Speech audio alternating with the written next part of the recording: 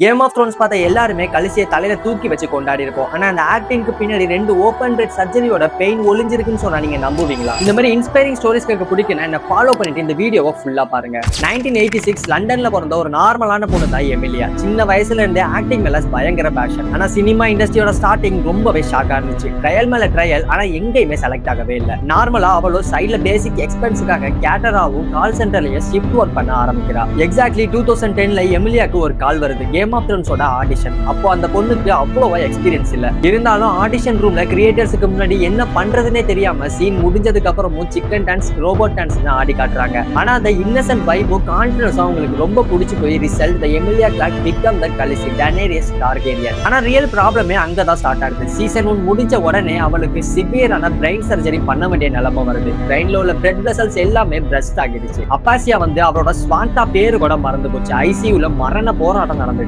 ஆனா Emilia break down ஆகல. என்னை யாராலுமே தோற்கடிக்க முடியாதுன்னு அதே ஸ்ட்ரிக்ட் மைண்ட் செட்டோட செட்டுக்கு திரும்பி வர்றாங்க.